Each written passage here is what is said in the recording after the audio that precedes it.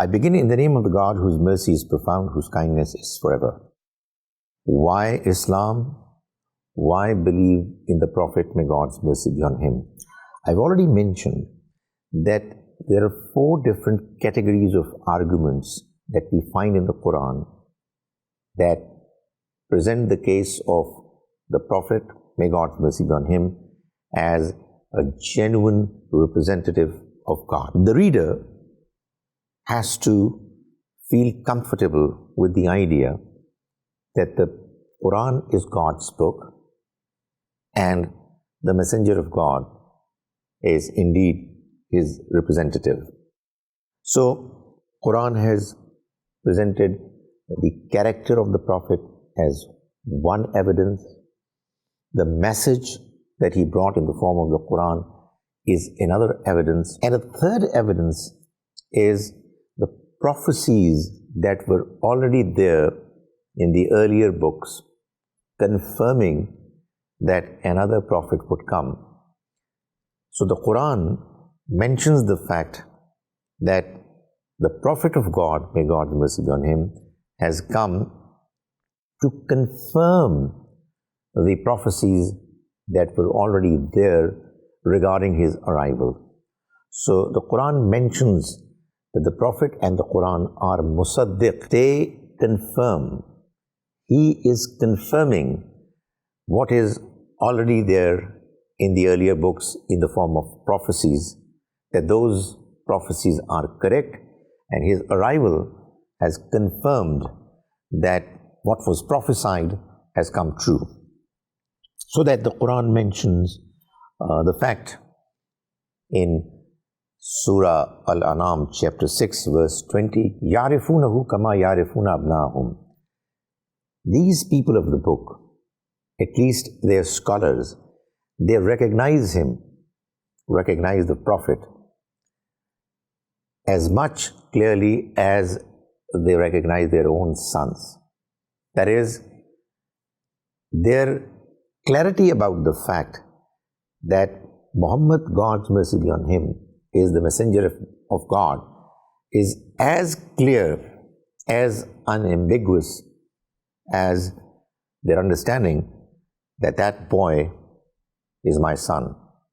So, the Quran mentions this claim, and obviously it gives a reason for the reader to go back to the earlier books and find out whether this claim is based on evidence, based on arguments or not. We know that the Bible is comprised of a number of books, and it's divided into 2 parts, the Old Testament and the New Testament. We know that the Old Testament is believed in by both Jews and Christians, whereas the New Testament is a part of the Bible which is believed in by the Christians only. I will take one mention, one prophecy from each of these 2 parts of Bible. Let's take the Old Testament first. The first 5 books of the Old Testament are called Torah or Pentateuch. The 5th of these 5 books is the book of Deuteronomy.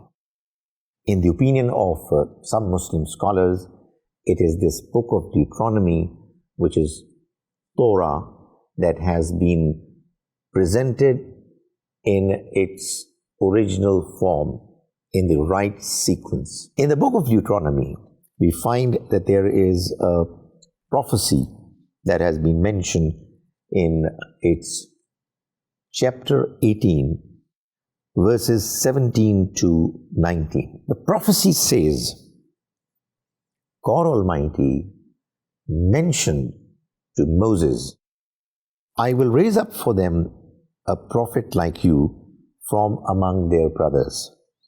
I will put my words in his mouth, and he will tell them everything I command him. If anyone doesn't listen to my words that the prophet speaks in my name, I myself will call him to account. So, there is a mention of the fact that a prophet is going to come in the later time after Moses, may God's mercy be on him. Now let's take the different components of this prophecy one by one. One part of the prophecy says that the prophet to come will be a prophet like you, that is, a prophet like Moses. Now, if we were to ask Christians as to who this prophet was, normally they would reply by saying that he was Jesus. In other words, in the understanding of Christians, Jesus Christ came and fulfilled this prophecy. He is the one who was prophesied. But the fact of the matter is that when we look at Moses and Jesus, we find that there are very few features which both share with each other. In other words, the expression "a prophet like you" doesn't seem to be fitting into the personality of Jesus Christ. Moses was born naturally, he died naturally. Jesus was born miraculously, and his death or disappearance from this world is still a mystery, is still a debate, is still a controversy where different points of view exist. Moses had a large following during his lifetime. Jesus had very few people, disciples, who believed in him and accepted him as the representative of God during his lifetime. Moses brought a law. Jesus didn't bring a law. He mentioned clearly that he is here to follow the law of Moses. Moses fought battles, did jihad. Jesus didn't fight a battle in his lifetime. Moses migrated from Egypt to Palestine. Jesus Christ didn't migrate to any place. So, all in all, if we look at the two prophets of God, they're very different from each other. And one more feature, Moses had a family. Jesus was a bachelor all along. Now, if you look at all these features of Moses that I've talked of and compare him with Muhammad, the last prophet, may God be pleased with all of them, you would find that he shares with Moses all these features. They're common to both. Natural birth, natural death, large following, a law that they both brought, Sharia. They fought battles, they both migrated, and they both had families. Not surprisingly, therefore, the Quran mentions clearly that the Almighty sent to the people of Quraysh a prophet who was similar to a prophet that was sent to Pharaoh. So that's one aspect. The other aspect of the prophecy is that he will be from among their brothers. The brothers of the children of Israel are the children of Ishmael. We know that these two great nations emerged from Abraham. Abraham had two famous sons who became prophets, Ishmael, the elder son, and Isaac, the younger son. The son of Isaac was Jacob, whose other name was Israel, and his progeny came to be known as the children of Israel. On the other hand, Ishmael stayed in Mecca, and his family also proliferated, and they came to be known as the children of Ishmael. So, the children of Israel and the children of Ishmael are brothers to each other. And the prophecy says that he's going to be from among their brothers. Then the prophecy says that I'll put my words in his mouth.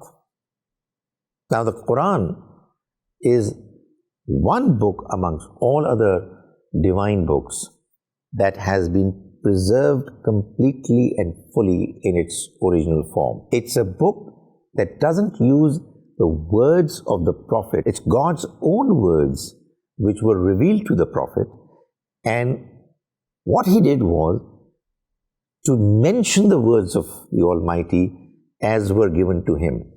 In other words, prophecy that says, I will put my words in his mouth, came true in the form of the Quran. The Quran is the very word of God. It isn't that God inspired a thought in the mind, heart of the Prophet, and he expressed that thought in his own language. It was God's words that he reproduced before the world. That's what the Quran says. Then the prophecy says, he will present in my name. And that is exactly what the Quran does. Whenever we start a new chapter, a new surah, we say, we begin in the name of the God whose mercy is profound, whose kindness is forever. Finally, the prophecy says, he will tell them everything that I'll command him. And the Quran asks the Prophet to mention everything that was revealed to him. Chapter 5, verse 67 says, O Messenger, communicate to them whatever has been revealed to you. For if you don't do so, then you will not have discharged your prophetic obligation. This was the prophecy in the Old Testament which comes remarkably true in the form of Prophet Muhammad, may God's mercy be on him. Now let's move on to the New Testament. The first 4 books of the New Testament are the Gospels, one of which is Gospel of John. In the Gospel of John, in the very first chapter, towards the end, from verses 19 to 21, what we find is that there is a mention that there was John who started his mission. And because John the Baptist was a remarkable person, a prophet of God, he impressed people who saw him, who heard him. As a result of the popularity of John the Baptist, there were a few people who asked the rabbis, the scholars, and the Levites to inform them who this person was and how to deal with him. The people in Jerusalem, they formed a group, a committee, and sent a contingent to meet John the Baptist and ask who exactly he was. So, the Gospel of John tells us that this contingent comprised of a number of notable scholars and other people asked him 3 questions. 1, they asked, are you the Christ? And he said, no, I am not the Christ. So in other words, at the time of the arrival of John the Baptist, the people in Jerusalem, particularly those who were well read, who knew what was mentioned in the books of God, they were waiting for the Christ. The next question they asked was, are you Elijah? And he said, I am not Elijah. So there was Prophet Elijah who was also awaited by the Jews, their scholars, at the time when Jesus Christ came. So he said, John the Baptist said, I am not even Elijah. Elijah is most probably Ilyas, the prophet who has been mentioned in the Quran in chapter 37. The third question that they asked was, are you the prophet? And the reply was, no, I am not the prophet. And thus ended the meeting, wherein the people that these learned people from, learned scholars from Jerusalem were waiting for, John the Baptist informed them that he was none of them. Now the question is that while we know who the Christ was, we know who Prophet Elijah was, but who exactly was the prophet that the people of Jerusalem were waiting for at the time when John the Baptist arrived? If you ask any scholar in the domain of comparative religions as to who that one person could be, if one were to refer to him as the prophet, you would invariably get the reply that it was Prophet Muhammad, who is the first person who comes to mind when you mention the prophet. So, what I'm trying to say is that even today, the Bible, both the Old Testament and the New Testament, have evidences, prophecies of the prophet to come, the last prophet. And I'm not saying that these two prophecies are the only prophecies in the earlier books that we can find today. There are many other prophecies which many scholars have been able to bring out from a study of the Old Testament as well as the New Testament, thereby confirming the fact that the Prophet of Islam, Muhammad, God's mercy be on him, before he came to this world with the claim that he was God's representative, his arrival was already prophesied by the earlier prophets and the earlier books. So, a Jew or a Christian, when he or she learns about Prophet Muhammad, it's an information that they are getting about a prophet that their tradition is already familiar with. If they're going to accept him as the prophet of God, they're not going to accept any stranger. They would accept a person whose mention is already there in the Old Testament as well as the New Testament. That is why I always say that when we talk to the Jews as well as the Christians, we should tell them that we are not challenging what you already believe in. What we are inviting you towards is to accept a man whose association with God as a prophet of God have already been mentioned in your books. By accepting and confirming him as a prophet of God, they are going to confirm their own traditions.